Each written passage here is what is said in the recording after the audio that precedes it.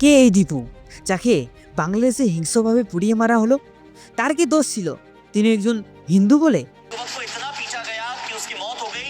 शव को पेड़ से बांधकर वहां मौजूद लोगों ने आग लगा दी। The victim, Deepu Chandra Das, was tied to a tree set on fire by the bloodthirsty mob. A Hindu man was killed. His body was tied to a tree and set on. তো বন্ধুরা, 18 December ময়মনসিংহের ভালুকা উপজেলায় 25 বছর বয়সী হিন্দু যুবক নাম দীপু চন্দ্র দাসকে প্রথমে পিটিয়ে মারা হয়। তারপরেও মৃত্যু না হলে বাংলাদেশের কিছু হিংস্র মুসলিম সম্প্রদায়ের মানুষ তার দেহটিকে গাছের সাথে বেঁধে আগুন দিয়ে পুড়িয়ে মারা হয়। এই ঘটনাটি ওই হিংস্র অমানবিকতা মানুষগুলির কাছে একটি উৎসবের পরিস্থিতি মনে হলেও গোটা বিশ্বের মুসলিম সম্প্রদায়ের মানুষদের কাছে কলঙ্কের দাগ।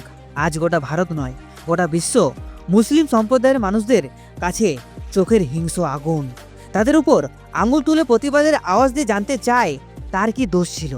তিনি একজন হিন্দু বলে, নাকি তাকে মিথ্যা ধর্ম অবমাননার অভিযোগ তুলে?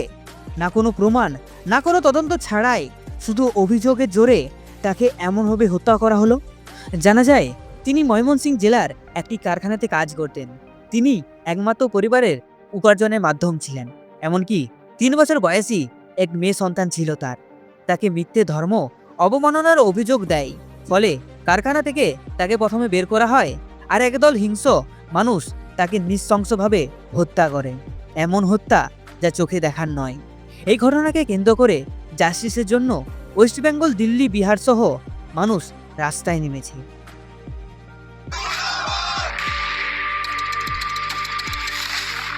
এই ঘটনায় বাংলাদেশের পুলিশ ঘটনাটিকে আটকানোর সময় না থাকলেও ঘটনাটি হবার পর মানুষ দেখান্তি 7 জনকে গ্রেপ্তার করে।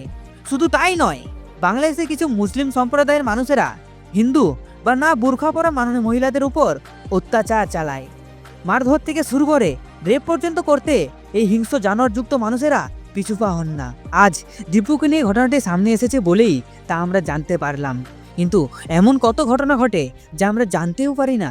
বন্ধুরা, বাংলাদেশ এখন সম্পূর্ণ বিশৃঙ্খলতার কবলে। রাজনৈতিক সহিংসতা, আর্থিক সংকট এবং সাম্প্রদায়িক উত্তেজনার মধ্যে রয়েছে। এমন পরিস্থিতি শুরু হয় শেখ হাসিনার সরকার পতনের পর থেকেই।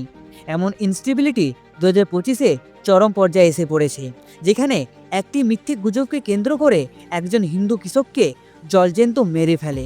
তা সত্ত্বেও কেন সেই বাংলাদেশি প্লেয়ারকে IPL-এ কোটি কোটি টাকা দিয়ে নিলাম করা হলো, তা মানুষ জানতে চায়।